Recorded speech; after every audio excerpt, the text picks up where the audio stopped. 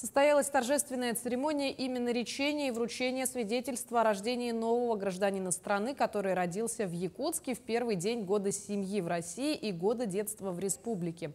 Родителями стали Михайловы Михаил Андреевич и Ирина Иннокентьевна, а героем торжества их новорожденный сын-первенец Адун-хан. Якутское имя означает «творец», «предводитель». Поздравила молодых родителей и малыша заместитель председателя правительства Ольга Балабкина. Напомним, всего в первый день Нового года в роддомах республики появилось на свет 6 детей, 4 мальчика и 2 девочки.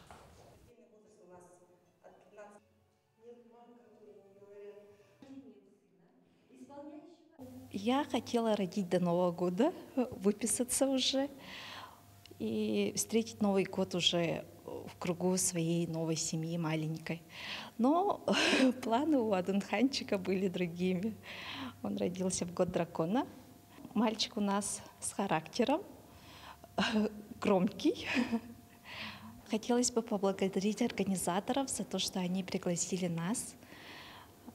Было очень приятно, волнительно.